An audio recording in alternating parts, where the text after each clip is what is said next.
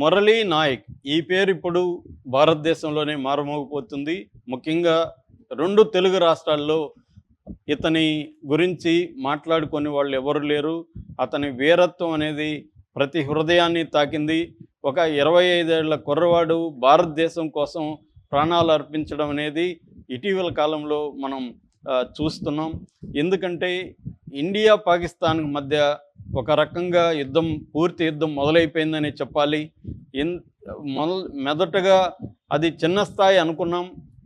పహల్గాం దాడికి వ్యతిరేకంగా మనం వెళ్ళి టెర్రరిస్టుల మీద క్యాంపుల మీద అటాక్ చేసి వచ్చాము. అక్కడితో ఆగిపోతుంది అనుకున్నాం. ఎందుకంటే గతంలో కూడా అలాగే జరిగింది.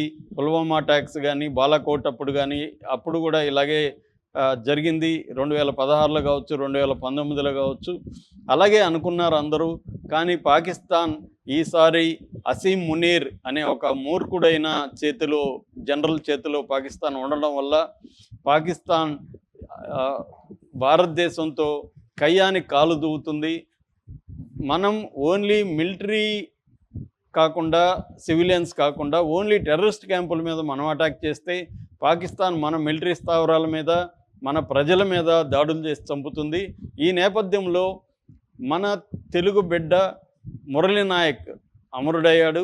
అతని బయోగ్రఫీ ఏంటి, అతను ఎలా చనిపోయాడు, ఎట్లా అతను మిలిటరీలో చేరాడు, అతనితో పాటు ఇంకా ఎవరు ఇప్పటివరకు చనిపోయారు, ఈ విషయాలు మనం మాట్లాడుకుందాం. మురళీ నాయక్, ముదావత్ మురళీ నాయక్ అతని పేరు. 25 ఏళ్ళు. వీళ్ళది కళ్ళతండ అనే ఒక తాండాలు అంటారు. తాండాలంటే లంబాడి, సుగాలి ఇలాంటి వాళ్ళు ఉన్న ఊర్లని తాండాలని పిలుస్తుంటారు. రాయలసీమలో లంబాడి, సుగాలి ఇలాంటి వాళ్ళు ఎక్కువ ఉంటారు, గిరిజనులు. సో ఇతను అలాంటి కళ్ళతాండ, పుట్లగొండపల్లి, గోరంట్ల మండలం, శ్రీ సత్యసాయి జిల్లా. వీళ్ళ నాన్న పేరు ముదావత్ శ్రీరామ్ నాయక్, వీళ్ళ అమ్మ పేరు జ్యోతిబాయి. వీళ్ళిద్దరు కూడా అగ్రికల్చరల్ లేబరర్స్, వ్యవసాయ కూలీలు. ఆ తర్వాత వాళ్ళ బంధువులు ముంబై వెళ్తుంటే వాళ్ళతో కలిసి వీళ్ళు కూడా వెళ్ళారు. ముంబైలో ఘటకోపర్లో ఉంటున్నారు. వాళ్ళ నాన్న కన్స్ట్రక్షన్ లేబరర్గా పనిచేస్తుంటే వాళ్ళ అమ్మ ఇండ్లల్లో పనులు చేస్తుంది. అలాగా వీళ్ళిద్దరు కూడా ముంబైలో ఉంటే, ఈ అబ్బాయి మాత్రం వాళ్ళ అమ్మమ్మ ఊరు దగ్గర నాగినాయన చెరువు తాండా, సోమదేవపల్లి మండలంలో నాగినాయన చెరువు తాండాలో వాళ్ళ అమ్మమ్మ దగ్గర ఉంటూ అక్కడే విజ్ఞాన్ స్కూల్లో చదువుకున్నాడు హై స్కూల్ వరకు. దాని తర్వాత అనంతపురంలో హాస్టల్లో ఉంటూ ఇంటరు, డిగ్రీ అక్కడ కంప్లీట్ చేశాడు. తనకి చిన్నప్పటి నుంచి కూడా భారతదేశం అంటే చాలా ఇష్టం, దేశభక్తి ఎక్కువ. తాను దేశం కోసం ఏదన్నా చేయాలన్న తపన ఉందని చెప్తున్నారు. దాని తర్వాత తనకి ఇంటర్మీడియట్ టైంలోనే ఆర్మీలో చేరాలనే ఒక కోరిక కలిగింది అని చెప్పారు. అది వాళ్ళ అమ్మ నాన్నకి చెప్తే వాళ్ళిద్దరూ కూడా వద్దని చెప్పారు. వద్దు నాన్న, నువ్వు ఆర్మీలు అంటే రిస్క్ ఉంటుంది, నువ్వు మాకు ఒకే కొడుకు, నువ్వు మా కళ్ళ ముందు ఉండాలి, నువ్వు ఎక్కడుంటావో తెలియదు అని చెప్తే కూడా వాళ్ళని కన్విన్స్ చేసి పట్టు వదలకుండా అతను ఎన్నో కష్టాలకి తట్టుకొని ఆర్మీలో జాయిన్ అయ్యాడు. ఆర్మీలో సెలెక్ట్ అయ్యాడు. మనకి మోడీ ప్రభుత్వం అగ్నివీర్ అనే ఒక పథకం తీసుకొచ్చింది. అగ్నివీర్ అంటే 4 ఏళ్ల పాటు ఆర్మీలో సైనికుడు ఉండొచ్చు, 4 ఏళ్ల తర్వాత వాళ్ళని రిలీవ్ చేస్తారు. ఇతను కూడా ఆ స్కీమ్లో వెళ్ళాడు.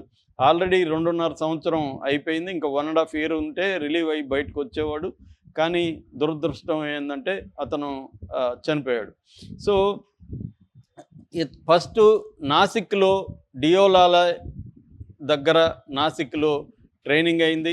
దాని తర్వాత ఫస్ట్ పోస్టు సిక్కింలో వచ్చింది. దాని తర్వాత పంజాబ్కి వెళ్ళాడు. దాని తర్వాత జమ్మూ కాశ్మీర్కి వెళ్ళాడు.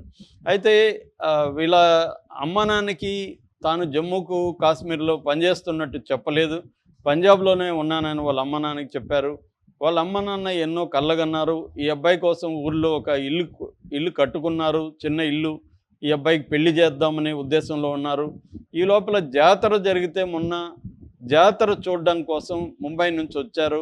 జాతరలో మంచిగా అందరు బంధువులతో కలిసి పండగ చేసుకున్నారు, ఆనందంగా ఉన్నారు. ఇంతలో ఈ దుర్వార్త తెలిసింది. నిన్న 9 గంటలకి అక్కడ కాశ్మీర్ దగ్గర ఎల్ఓసి దగ్గర ఉరీ ఏరియాలో వీళ్ళ ఆఫీసర్ వీళ్ళ నాన్నకు ఫోన్ చేశాడు. ఇలాగ మీ అబ్బాయికి పాకిస్తాన్ వాళ్ళు వేసిన బుల్లెట్లు, షెల్స్ తగిలాయి. మేము కాపాడడానికి ట్రై చేశాం కానీ అతను కాపాడలేకపోయాం, చనిపోయాడన్న వార్త చెప్తే వాళ్ళు తల్లిదండ్రులు కన్నీరు మున్నీరు అవుతున్నారు. సో ఆ విజువల్స్ అంతా కూడా బయటకు వచ్చాయి. సో వాళ్ళ నాన్న మీడియాతో మాట్లాడాడు. మొన్ననే గురువారం వీడియో కాల్ చేసి అమ్మని నాన్నని పలకరించాడు.